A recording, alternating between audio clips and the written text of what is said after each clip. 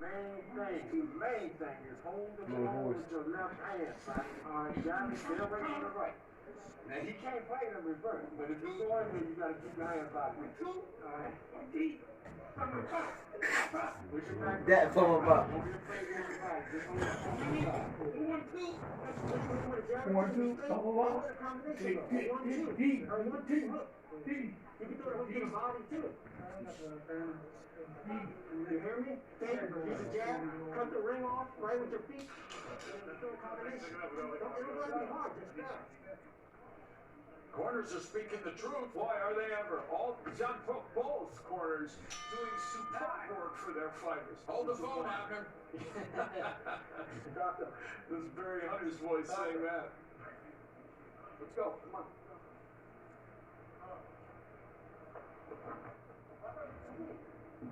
Take a look at his eye. I want to make sure he can see out of that. Open up for him. Look right over here. Over here. Yep. Okay. Right here. Right here. Time in. Lock.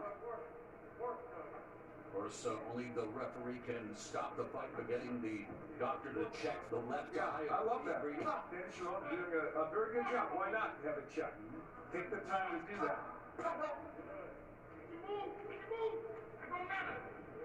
Now, there's Nyambayar using a feint, which we haven't seen him do as much of either. John Pullman really laid it on the line for him, though. You know, and Nyambayar, you see the scoring by Steve Farmer. I'm sure that scoring should be in the ballpark, although you never know with the officials. But still, Nyambayar needs to keep his foot on the gas pedal. There's a left from Breedy. Nyambayar continues to march forward, lead uppercut. But Breedy trying to counter and able to escape Abner. He always is, you know, because Nyambayar obviously not closing the ring right, but, you know, he got a really sneaky uppercut there and an overhand right. Yeah, John Pullman telling him you have to cut the ring off, and he's just not doing that. You know, sometimes that's easier said than done. And it is. So, Al and Abner, so how would Nyambayar go about doing so tonight? I mean, obviously doing the feints, but I mean, keeping that foot on the outside, depending on which side the umpire is going. But I mean, Nyambayar having the pedigree that he has as an amateur, and now as a pro, I mean, he should know that. Yeah, and Breedy had almost 200 amateur fights in Barbados, so both well-versed in the unpaid ranks, but well, there's Breedy. Darting in and out. They landed a nice lead right hand in what has been a pretty close round here so far anyway in round 9. Although the better power shots probably landed by Nyambayar. Just not a lot of them. Under a minute left in the ninth. There's an uppercut on that left hand. Connected in the well-placed shot by Nyambayar. Avoids those shots from Breedy. So we're back to more eye-catching punches. And the more damaging ones are from Nyambayar.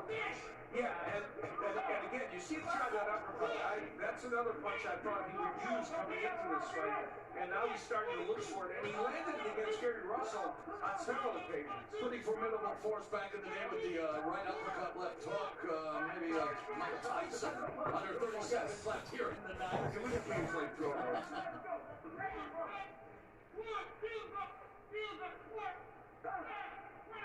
Breedy scores with the jab. Nyambayar with the jab, and we are headed to the 10th round.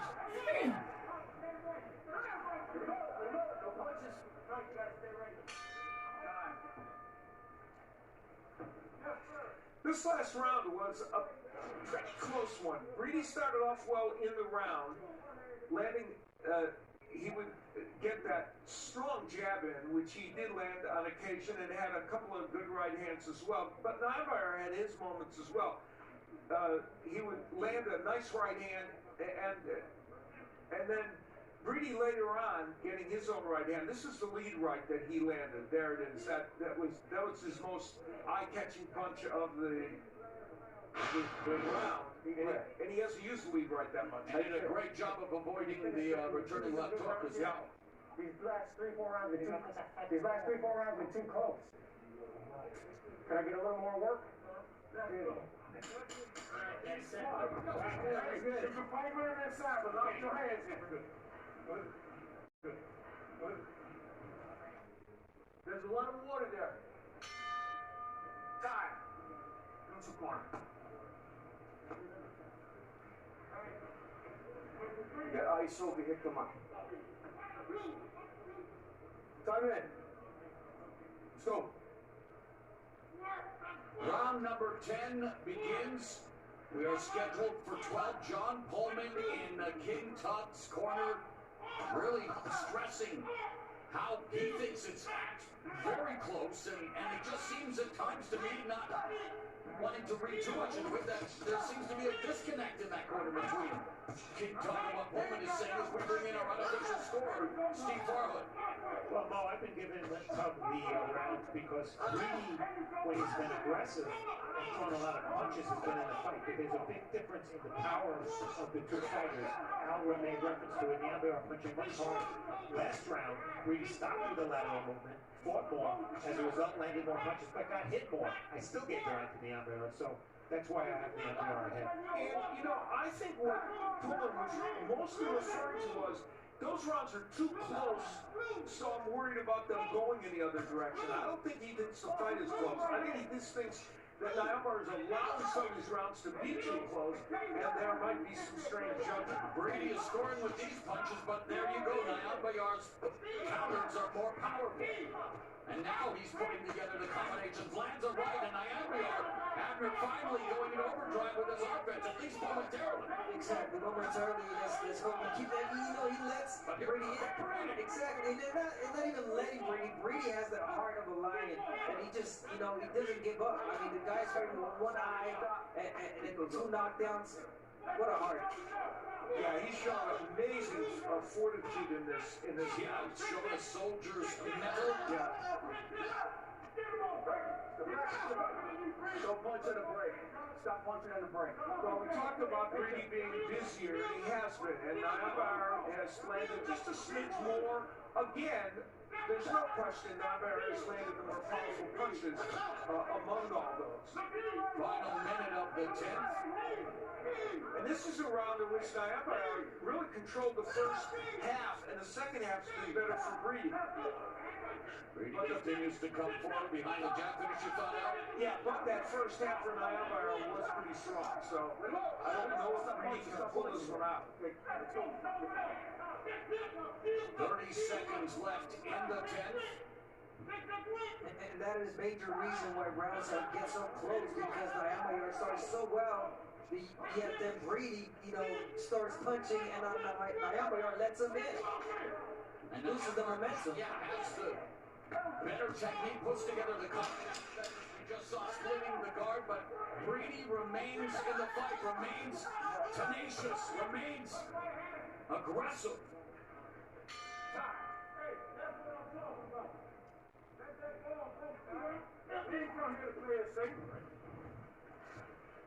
I told you, you cannot fight in reverse. You got me? Keep marching behind your jab, but stay behind your defense, son. You got me? Yeah. Only time Barry Hunter implores Breedy to be aggressive and push Nyambayar back. This was some of the exchanges from the last round. There were some good exchanges. Breedy doing some excellent body work. The counter right hand from Nyambayar. And when Nyambayar throws more than one punch at a time, he is a very tough customer and very difficult for anyone to deal with. Had his moments against Gary Russell using those combinations, especially later in the fight. So, he's capable of it, and he demonstrated against Breedy. Yeah, I think you're winning, but I need these rounds. I need these rounds, man. And stay low in the exchanges. Wipe this out.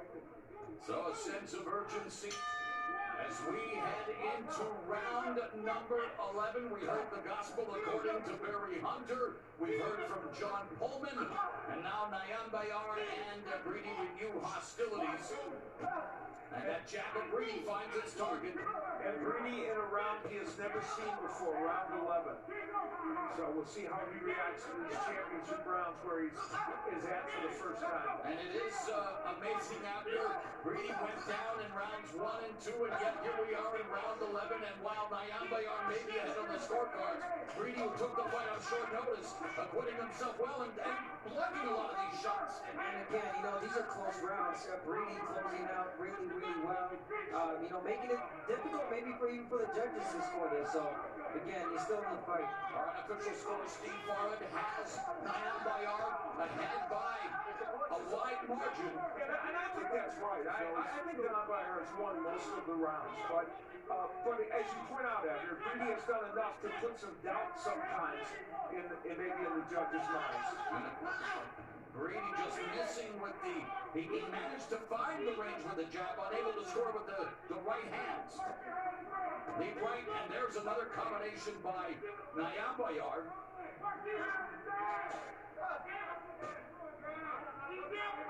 Nyambayar is, I said it at the beginning, when he punches in combination, he is really a handful and can land some great combinations.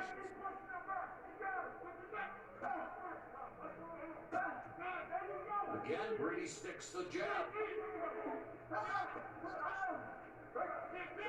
And you know, for Breedy, Steven Espinoza, the head of Showtime Sports, made an interesting comment. He said, Breedy fights like a fighter who can punch better than you really can. And I thought that was a great comment because he does.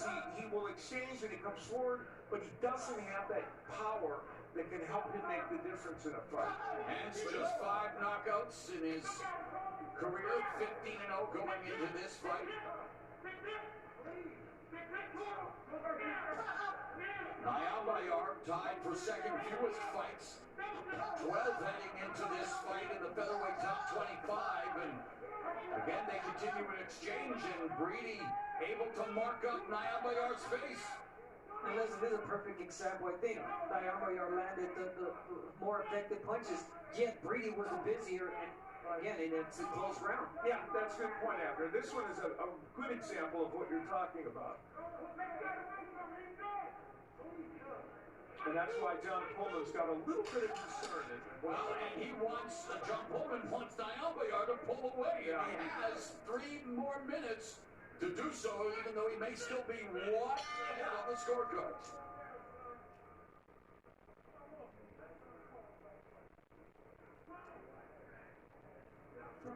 They don't make them like you no more. You got me? Pick it up. Listen, man. You got 3 minutes to a lifetime. You got me there. You want to change your life? Win this fight. Pull, buckle down and let's go. Push him back. Dig. Push him the whole time behind you. Let's get with this. All right, breathe. All right, breathe. Thank you. Just stay low. Breathe. I got you. Just stay low. Mira, está hard en nothing. Just stay low. Still. Check. Knock. Cobia. Hey. Hold the fuck out. People, I think, would run through a brick wall for Paragon. Wow. As he is doing his best to pump up Cobia Breedy. Meanwhile, John Pullman wanting to make sure he gets the best out of King Tug Nyambayar, the 12th and final round of what has been an eventful fight. Remember, Nyambayar dropped Cobia Breedy with 5 seconds left in the first round, thanks to a straight right to the chin. Then 52 seconds into round 2, a left after 3 rights dropped Breedy for the second time in the fight. But he's been hanging tough ever since, guys. And the most interesting thing is that Breedy probably, Steve Farrad's scorecard indicates he thinks Breedy won that last round. I didn't agree with him. So here's a round Breedy's never been to in a rough fight, and he's able to do enough to potentially win it. So that speaks volumes about him. But I agree with Steve that Nyambayar is probably pretty far ahead in this fight. Abner, how would you approach the 12th and final round if you were either fighter start with Nyambayar? Well, exactly what he's doing, that jab in his face, being aggressive on Nyambayar's side. I mean, just, again, perfect example, letting his punches combinations go. That is exactly what he's doing, unloading his fuselage here In the 12th and final round. That was a stiff jab Nyambayar just threw too. Yeah, when he punches in combination, it's a whole different fighter. Impressive. Yeah. Of course, guys, we throughout the history of boxing and hearing the fights here, we've seen some interesting scorecards, so there still could be some drama. Yes, we have. And despite the outcome, I mean, 5 weeks' notice, Cobia Breedy's a guy you might want to take another look at. Yeah, he's a fun TV fighter. yeah, he's an admirable young man, and he is fun to watch. And Nyambayar, from his step viewpoint, wanted to fight to market himself as the next guy in this weight division. And has he done that? I guess That's a great question. you know, that's for people to decide. He's fought well, certainly, and probably won, I think, but did he do that? And again, his best combination was what, a minute ago, and he hasn't thrown one since. I mean, he's trying to keep him away with the jab, but again, the aggressive fighter Breedy, and this is a championship round. Final 30 seconds of this featherweight fight. Undefeated Cobia Breedy at 15-0. The once defeated Tugstsogt Nyambayar looking to bounce back from his other loss.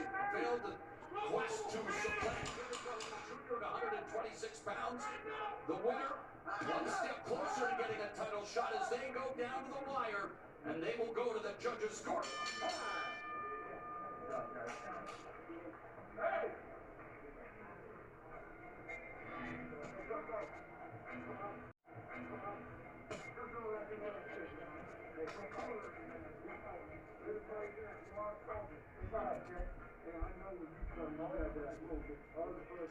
We will look inside the ropes and see this fight in microcosm. And we start off well for Tugstsogt Nyambayar. A strong right hand that sent Breedy down in the first round, and then there would be yet another knockdown in round 2. And at this juncture, it wasn't just that Breedy had gotten knocked down and they looked like flash knockdowns. They were strong knockdowns. But Breedy would not back down. For several rounds after that, you see him continuing to plow ahead using the jab, landing his own straight right hand occasionally, and had several good rounds. But that changed around round 6 when Nyambayar was able to come back and control a lot of the later rounds. And here are the numbers that demonstrate that. Nyambayar, with not a monstrous edge in terms of what's landed according to show stats, but we know that his punches were more powerful, and in fact, among power punches, which is everything other than the jab, he did land 51% of his shots, which is very impressive.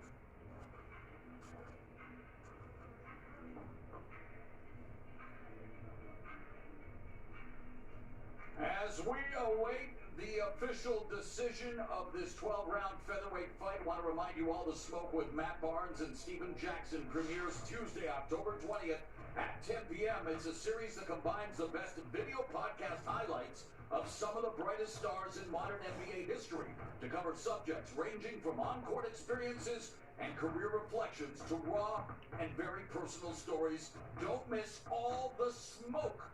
Tuesday, October 20th, 10 p.m. on Showtime. They are still tabulating the scorecards, and Abner, when you're waiting, you're impatient. Yeah, that says something. Right? You've been through that, huh? Yes, I have. And we talked about some rounds being really close, so that might have something to do with it. And we mentioned it. There have been some scorecards that were puzzling, and so you wonder about this. Well, you no longer have to wonder, Mr. Bernstein, because here once again is Jimmy Lennon Jr. Ladies and gentlemen, after 12 rounds of action, we have a split decision. Here are the score totals. Judge at ringside, Don Trella, scores about 115 to 111 in favor of Cobia Breedy. Judge at ringside, Glenn Feldman, sees it 114 to 112 in favor of Tugstsogt Nyambayar.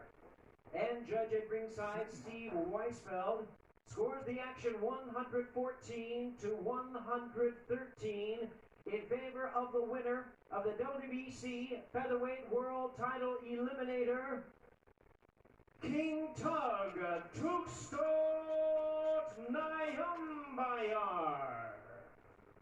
King Tug pulls out the split decision victory, improves to 12-1, one step closer to getting another chance at 126-pound gold. Cobia Breedy goes down twice, suffers his first professional defeat, and I guess some kind of solace in that split decision verdict maybe for Breedy out. Yeah, listen, that man Cobia Breedy showed tremendous heart, also showed skill, and Barry Hunter and his manager, Seymour, also should be very proud of him. However, I think Nyambayar won more rounds in this fight, and I was a bit surprised. The 115-111 score for Breedy, to be honest, just seems out of whack to me. What about you, Mr. Abner-Mares? What did you think of the scoring? I'm okay with the split decision again. Close rounds, and take my hat off for Cobia, and I wish him the best, man. I'm sure he'll be back in a major fight. And for that man, Nyambayar, the question for him will be: did this win do enough to cement his position at the top of the division? Do you think, Abner, that it did? I don't think so. I thought he, again, he left me with I was expecting a lot more, and that's why I brought that up when I mentioned about him fighting Gary Russell and being lazy in that fight. Silver medalist at the Olympics, King Tug, looking for gold at 126 pounds.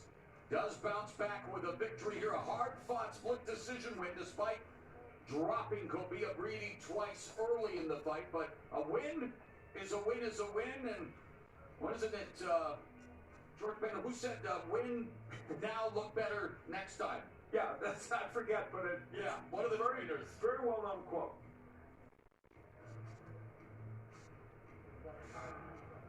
All right, let's bring in our unofficial scorer, Steve Farland. Let's take a look at how the three judges scored the fight.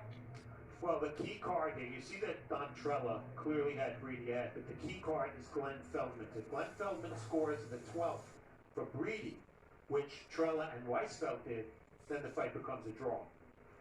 Looking at my card, I had this much more one-sided for Nyambayar, based largely on the superior power that he showed in most of the rounds. For Breedy to fall behind 20-16 after 2 rounds, that means to get a draw, he would have to win 7 of the remaining 10 rounds. That's just to get a draw. So he'd have to win 8 of the remaining 10 rounds to get a win. That was on my card. Obviously, Don Trella saw a very different fight with him having Breedy ahead. So as we look at the final scores again, Nyambayar, the winner by only 1 point on Steve Weisfeld's card. Well, no one man should have all that power unless his name is Brian Custer. I appreciate it, Mo. Man, that was a spirited battle there. It was like, do you like the busier fighter, the guy who landed the more thunderous punches? Hey, give Breedy credit for just coming back and fighting back after going down twice in this fight. You saw how Steve Farland scored the fight. You saw the judges scored it. We asked you, give us your results on Twitter at Showtime.